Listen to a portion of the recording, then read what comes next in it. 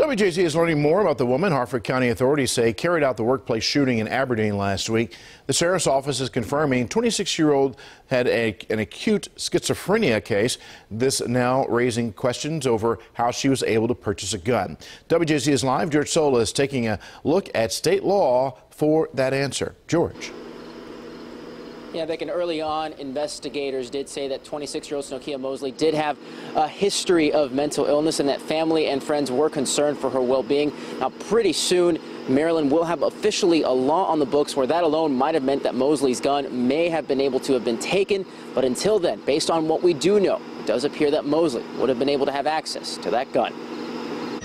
The chaos that unfolded at a Rite-Aid distribution center in Harford County last week, again raising questions about the access of guns and those appearing to suffer from a mental disorder. Hours after the shooting that killed 3 and left 3 others wounded, authorities would not go into specifics, but did confirm that 26-year-old Snokia Mosley did have a history of mental illness. Tuesday, the sheriff's office officially saying Mosley had schizophrenia, a disorder that doctors say can affect how a person thinks, feels, and behaves. Despite all this, authorities said Mosley was able to purchase the 9mm Glock used in the shooting legally. At a press conference one day after the shooting, the sheriff's office explaining how Mosley was allowed access to the gun. There are 2 caveats that must be met in order to be prohibited under state law. Both caveats were not met. One was, and that was she was diagnosed with a mental illness or disorder as it's called in the law.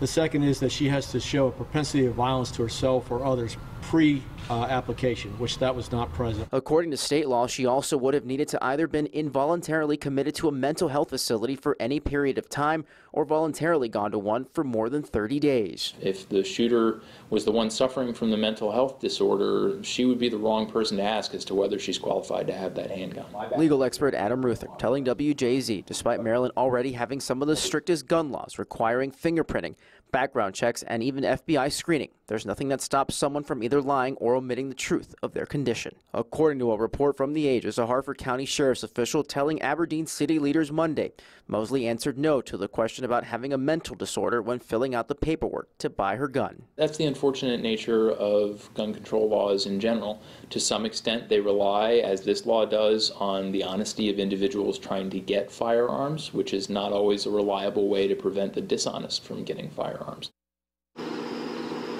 In this past legislative session, they did pass what's called a red flag law, which in short allows police to take away the guns from people that may pose a potential threat based on concerns from family or members of the community. That law set to go into effect October 1st. Live tonight, George Solis reporting for WJZ.